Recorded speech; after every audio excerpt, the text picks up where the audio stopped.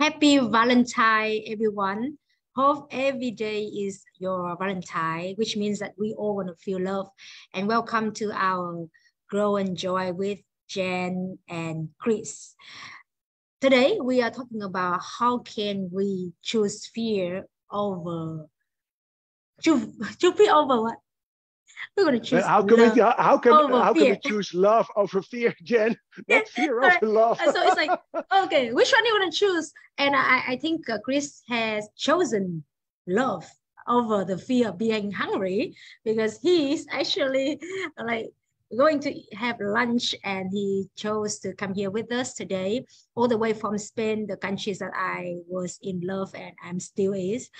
And I think today we have a great topic on the great day with a great person who has books and has trained people on relationship, and Chris has a lot to offer from his experiences. I know that is like scientific experience, but I also love to have Chris open up about your practical experience regarding love, so we can open the topic today. So Chris comes on in. Hey, thank you so much for inviting me, Jen. And yes, as we spoke already last week together, and got this now something like 15 minutes ago, or a little bit more. Invite. Why don't you join on Valentine's Day? Almost, I was still preparing my lunch, and I thought, of course, if I can have a meeting with Jen, of course I will be there. And that's actually what we just said. Let not fear or something else stop you from loving somebody else or give love to somebody else. Because in this world, we sometimes actually let fear guide us, while love is just 1 second away, or compassion, or connecting with somebody. And yeah, when you say that meet me, but I know that you also means that you will meet a lot of people that probably are watching or in the community that I may have chance to work with or I have worked with. And I think the collective love that we're talking about here, it's not about the only men and women love relationship, but it is a love in general for what we do for a human being, for the things around us. And I think that is the thing that you're going to have a lot to share with us today. So how does it look like for you if you need to describe love? Love is, I would say, I think there are millions of books written about it, and I think millions of songs. If you look at it from biological reasons, let's start with biology. Why do we love, actually? Now, biology, if you would make it, is love is there to connect and bond with other people. Why does a mom or dad love their child? So they take care of them and they become healthy adults. Why do we have love inside us? Actually, to stay bonding with each other. And if you look at biologically, if you look at the hormone or neurotransmitter oxytocin, it's released from your amygdala. That's what we know. But it's also be secreted by your heart. Hey, and that makes sense because we feel love in our heart. So your heart really can release oxytocin. So that's biologically. And that's the biology. But what does it mean for us in daily life? Love is actually having that feeling that you put your own needs aside to connect or be with the other. And everybody who has been in love or is in love knows that when your lover calls, or somebody you love, and it doesn't have to be your lover, it can even be your parents or your kids or good friends, that you just put your own needs aside and just go for them and be there for them and help them. And real friendship is also a love bonding. So it's actually putting your own needs aside and help or be there for the other. That's also the definition of love. And of course, when you connect it with sexuality, then we can more the relationship also love, and also now the reproductional side of it. And of course, you have also the intellectual love, when probably we, Jen, can discuss all the things we learned about how we help people, teach people, make this world a better place. And we share books and we share notes and we share research. And that's almost a compassionate love connected from the head. So there are more beautiful ways to look at it. In the saying of putting our needs aside, because that is a kind of sustainable love, and it comes with no expectation because expectation may come back with Yeah. disappointment. And I think if we put it as a sense of our relationship, it really helps because oh, why is she not talking in this way? Why he not talking in this way? Because we had expectation, the definition in our head. And talking about like work, if we also like, oh, why the company doesn't do that? So it's similar, right? We expect something, we have that kind of ourselves over that actually the sharing purpose. So I think it can be applied in relationship and in company. And I has been loved by my sister, and I could feel it is like unconditional love. She does not like need anything back. I think everyone can relate with the family in a way, but when we come to relationship like men and women or in work, it takes time to realize it. So how did you realize that not only by your conscious mind, but by from your heart and your subconscious? What was that journey? For me, the journey, say in personal life, is of course when you come aware in that moment that you like to run 1 mile to be with somebody. In the professional life, I came aware when you work with people and you talk about relationships that what we talked about, love can be on different kind of levels. And what you said so beautifully, unconditional love from your sister. Unconditional love, actually what it means, if you look at transactional analysis, is you are always. There is no yes, but in it. Well, most of us learned, are educated, or have a relationship that's conditional. I love you because you're a good wife. I love you because you're a good mom. I love you because you bring money. I love you because you're handsome. I love you because you're good in bed. I love you because you send me roses. And as long as that condition is there, we stay together. And we'll maybe go back, and that's what you said so beautifully, when you actually think about love, it is without the condition. You don't need to have something back. It's nice, but it's not the intention why you do it. You do it because you like to be there for the other one. And when you look at that, say, what I come aware when I work with people, or also in your own life, that it is so easy to put a condition on the relationship. I do this if you are, or if you do, or if this happens. And then it's actually, in my opinion, just a transaction. An exchange of money, time, or other kind of things. And that is, of course, also a relationship, but it's not, say, the relationship where people go for or like to go for. Yeah, beautifully, like you said, it was the journey of experiencing it and seeing it work. If we or it's not working, so we realize which one is a sustainable way. And I just reflect on the journey of working with different people where they came for the coaching to develop their businesses. But I found it very interesting. We didn't really work on the business side a lot, but we actually work deeply on their relationship. And when they improve their relationship, their love life, either with family, parents, or with their husband and wives, their businesses like start getting like untaking. So I think this is something as a human need of having that kind of love in the way where more sustainable and more collective. And I just think like, let's take a look at our audience if they're listening right now. And this is a love day, but I think we want to send out the message is that actually love is something we generate, and we can accumulate and we can nurture, because it's really something from us when we was born.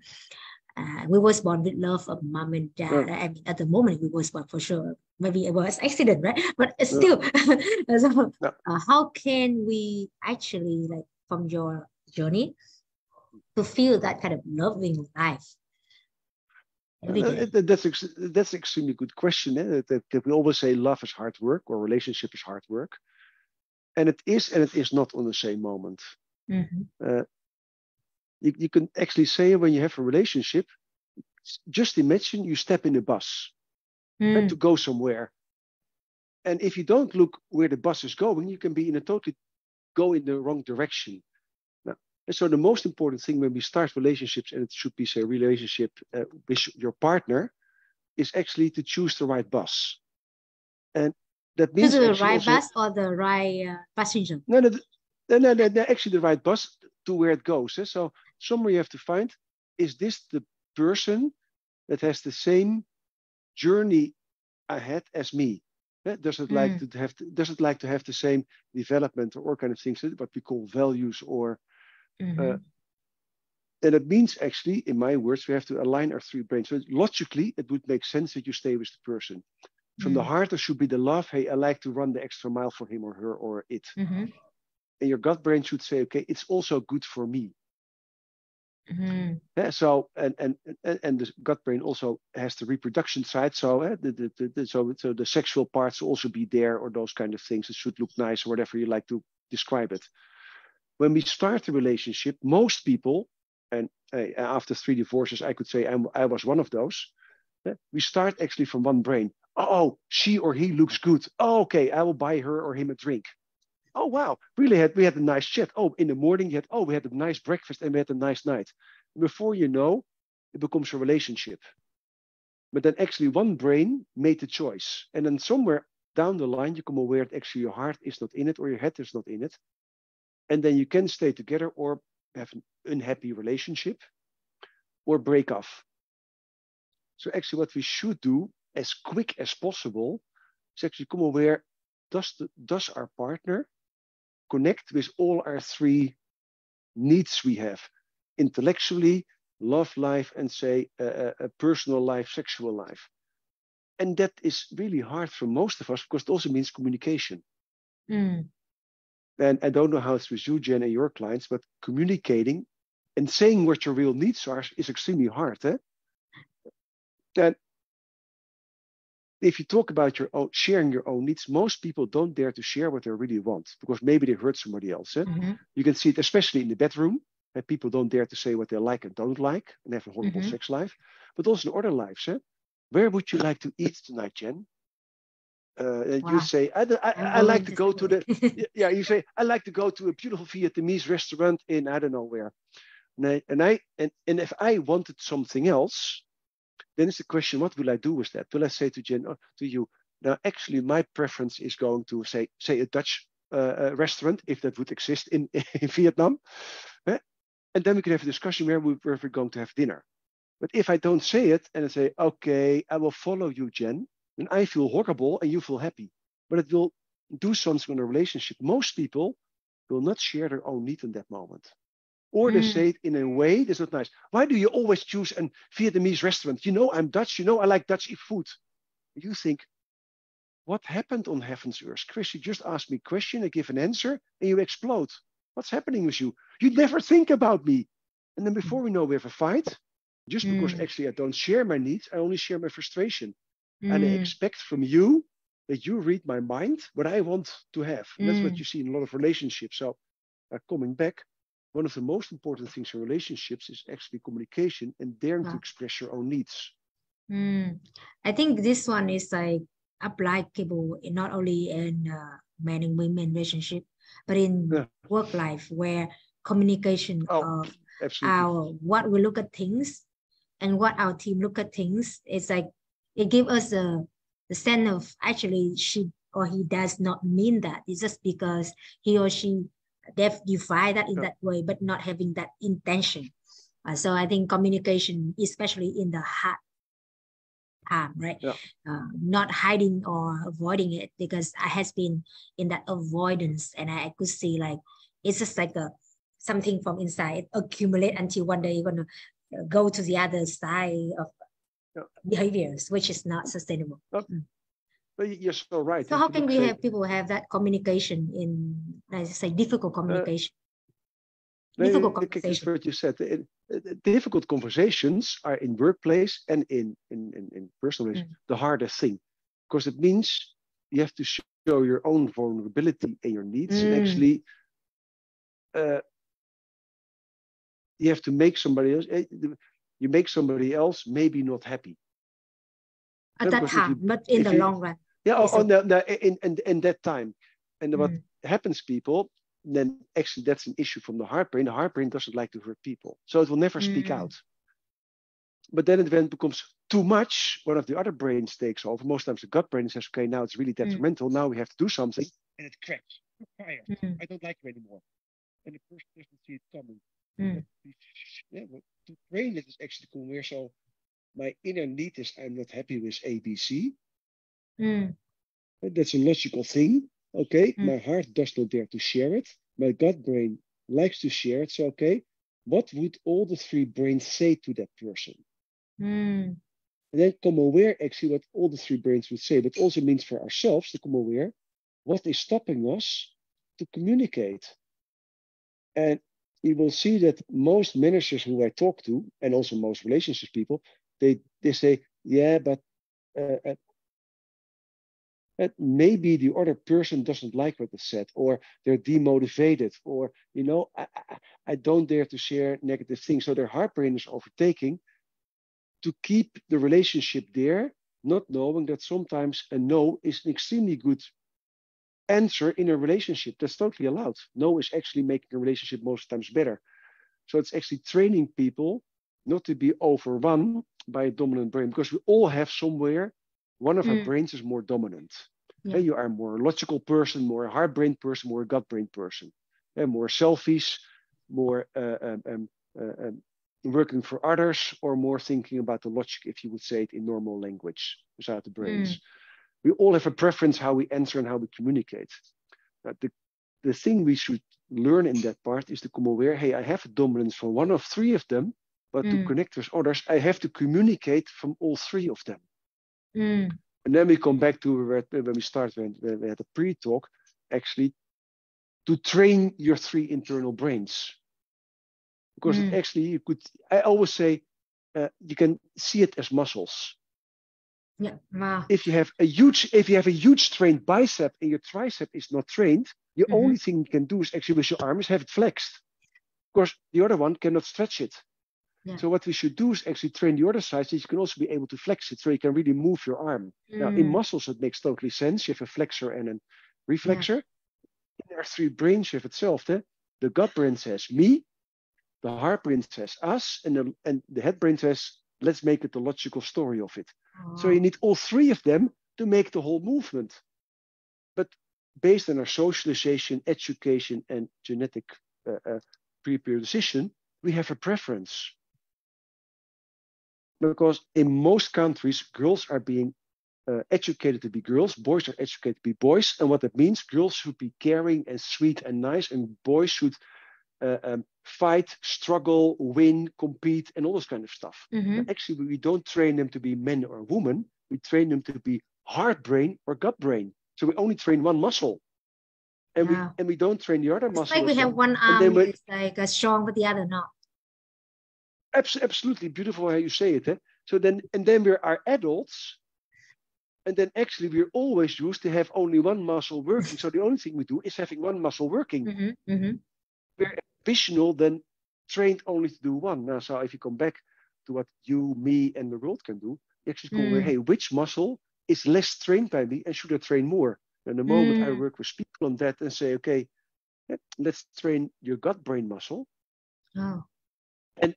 And say, just imagine, those people ask, just imagine you would just follow your gut feeling. What would you say to a person? And then they verbalize most times, you know, I got totally fed up with you. You did A, B, C, you didn't listen to me. Oh, okay, beautiful. That's what your gut would say if you would follow your gut instinct. Say you like to keep the relationship intact. What would you say? Now, you know, I know you do your hard best. I know you have a hard work. I know you have whatever. But we have to think about what we can do better. Not concrete, not soft. Okay. Just you have those polarities, flex and reflex muscle. How would your head make sense of this then? How can you combine those two sentences? And then they come where, I could say a little bit of this, let's say a little bit of this. And then somewhere they find the solution. And actually, they don't have an issue with it anymore because it all comes out of them. I think that that's how you could. Yeah, we can relate here. I will stop talking, Jen. Yeah, I think we need to digest and imagine again the metaphor that you use. It's like we have different tools and we have opportunities to choose how to train each part of that kind of tool inside us. And it's not about we are not good at that, but it's if it's important, then we have to train it. And I like the holistic approach of that, to see that either we behave from the fear because we overuse one part of ourselves, or we actually know that it's important to overcome it and choose the love. So I can see here, if we go back to the topic of choosing the love over the fear, then the fear here is mean like fear of being vulnerable. Maybe other people look at us as weak, especially when we talk about love at work. People are like, oh, it means some kind of topic like weak, right? But it's not, right? And then maybe the fear of being like we being hurt because we may hurt somebody because of that conversation. But the idea that we know that is the intention of making people understand us. It's not about judging, not about complaining, but about understanding. And it's a long run impact, not the short one. So I think we go back to that topic of choose love over fear. So what kind of fear here may comes in? I have heard from vulnerable, maybe hurt other people. What else would we fear? There are two major fears why we choose fear over love, as Machiavelli would say. The first fear is that we don't get our way, so it will be detrimental for us. If we do, and the second fear is rejection. But just imagine, I would say, I love you, Jen. And you would say, yes, Chris, it's really sweet. By the way, I have a partner, so no, thank you. Then I'm rejected. So then my fear could stop me of saying that to you. Now, I don't work that way, because I can still say I love you, and I don't need to have something back from you. Right? That's why we started with the unconditional love. So if I just say I love you, and even if you say I love you back or not love you back, then it is okay for me. But if I have a fear from, I could be rejected by Jen, then I don't going to say it. Now, so if you get the fear of rejection out of this system, it's extremely easier to say I love you, because I don't need it back. I just share my unconditional appreciation for you. That's okay. Yeah, and I think it's also related to the expectation, because you don't expect something back, and you don't have intention to get something like out over just the fact of giving that appreciation. Yeah. So in that moment, then it's easier. And say the other fear is the survival fear. So if I do something for that person, how will it that is? Just imagine in work life, you help a colleague with a project. The colleague gets promoted and you don't. Okay, so I'm not going to help my colleagues anymore, because that will be detrimental for me. So then it's the fear actually to give love to somebody else or to help somebody else, because it would be bad for you. Now, the moment you leave that fear behind, then promotion will come anyhow. If not, if the company doesn't see it, of course, then it becomes time to find another company, because then the company does not promote people who do the good thing, but the people who just actually put their elbows somewhere in. Beautiful. It's kind of like scarcity and victim mindset instead of abundance, because all of us can win. It's not about that person gets it, but we don't. But we get in other way, right? Yeah. It is beautiful to and say we don't abundance. That. Yeah. No, but it's beautiful to say it is creating an abundance mindset. It's beautiful how you said it. Yes, instead of a victim mindset. And if you live from abundance, it will come back. I also believe I see life as a magnet. And a magnet attracts based on the energy it sends out. And for me, that's also life. So if you send out abundance, sooner or later, the magnet will be filled up with all the things you are sending out of abundance, and it is there. But the moment you send out fear, what do you attract? You're totally surrounded by all the things that you're fearing. Now, if I have to choose what kind of life I have, I choose for the abundant magnet. Yeah. So we are creating the abundance life today, and in all the things coming up, we like to bring people like Chris to share the abundance mindset and habits and stories. And today, I think happy Valentine to everyone. We talked to Chris that we want to make a teaser conversation in Valentine. So we all can go to the Valentine activities, and Chris can go for lunch. But I think I like to, yeah, Chris, I have one thing to say for everybody on this amazing day. Okay. I just invite everybody on this earth who's listening to us to give a smile to everybody you see. Okay. Just give and don't a smile expect to the person smile back. And no, they don't. But you will be astonished how many people will smile back. Because 99 and more than 90% actually smile back as a research. Yeah. So, and a smile does not cost anything. Yep. So of course say to your loved ones, I love you or I care about you, but really just give everybody, even the beggar on the street, just give him a big smile or her a big smile. Give them, actually what you said about give them abundance of love. Mm. Okay, now I will shut up and let you do the finishing. Sorry, Jen. Thank you, because I am going to ask you about the practical things, and I put a little bit the emotion in here, because I think we smile, we can do, but we may think people don't like it. So we have a lot of stories inside us. But let's imagine that somebody go like around us or pass by and they smile without any reason. That we feel great, right? We don't feel like they want to do something with us, or we probably feel offended, but then we feel like some kind of great feeling. So I have seen a lot of my neighbors look very grumpy, and I keep smiling with them. They start smiling with me, and the other way around. I have said some moment that I don't smile with certain people, and when they do it with me, and then I smile. So it's very interesting, that collective and that abundance, the collection of us. So I like to have Chris to, apart from smiling with us, sharing what would be the daily habits that we can do. The smile is one. Apart from that, to create the love around us at work and in life, in love life. Absolutely. Yeah. And as I said, if you believe, if you're a magnet of abundance, trust that you attract all the things that connect with abundance. So that's creating yourself the trust.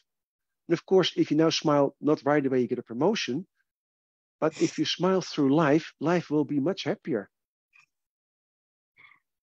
Okay. Yeah. So the practice will be like keep smiling. But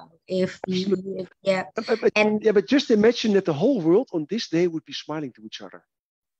Yeah, for sure, but smiling, but also taking action, right? We know that not about it. Absolutely.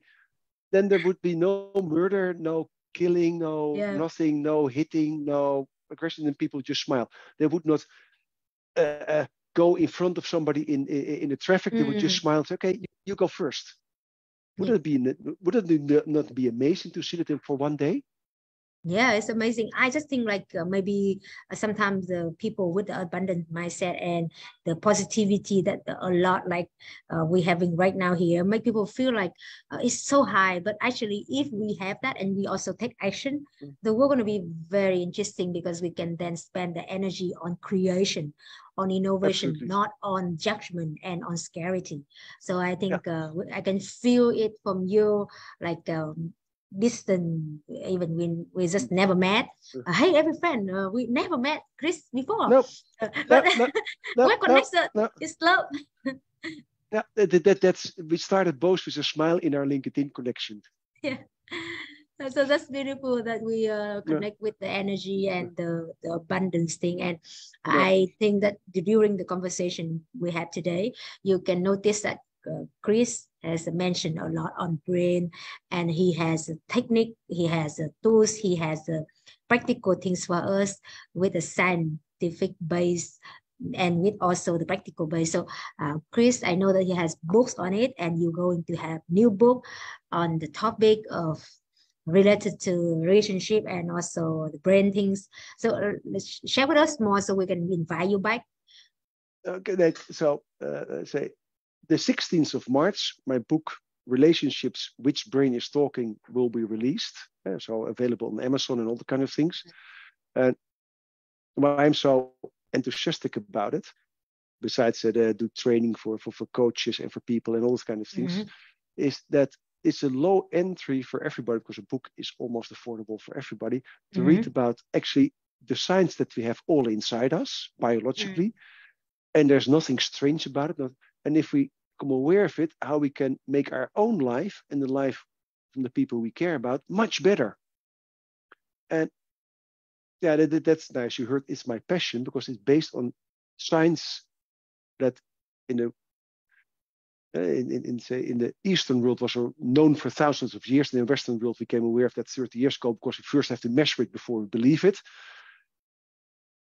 And it is so beautiful because as it is scientifically also true, we have 3 brains. We cannot deny it. They have their own responsibilities. And if you know that, almost every conversation becomes easier because you can come aware, hey, where am I talking from? Where's the other person talking from? Hey, which brain is talking? And the moment you know that you're talking from different brains, it's actually like you're talking, say, without being connected. And it is just changing to the right brain to communicate again. And life is easy. That's why I'm so passionate about, because it makes extremely simple our life better. And I think we both share the idea that sooner or later we love that this world in general becomes a better place than it was yesterday. Yeah. And I think we need more of our inside compassion. And thank you for sharing that. It's easier. We like to have you back to dig deeper on the topic. And I know we have one practice to keep smiling. If we have done, we will just say spark it for somebody next to us. And I think I have a challenge for our audience, which is what we are doing right now here, to maybe don't have lunch yet, but then say send a message to surprise somebody, like Chris did it today to us, to come here with us very spontaneously with his time. And also maybe if we can go to somewhere and then surprise somebody that you don't even know, like contact in advance is changing. Maybe one day we meet, maybe we don't, but we just expand that abundance and that like collective love. So thank you a lot, everyone, for coming in today. If you're watching in Valentine or not, we know that every day we can choose to love over the fear. Thank you, Chris, for coming in. And let's have one sentence from you so we all can go and leave the conversation today. One sentence. Now, one sentence. One is, thank you so much for allowing me to be spontaneous in your show, because that's really a little gift, a Valentine's gift. And for everybody else, I would say, let your smile be your umbrella. Wow, let your smile be your umbrella in raining days or in very sunny days or in any kind of situation. Yes, absolutely. Thank you, everyone, for joining us. And if you are smiling, keep smiling.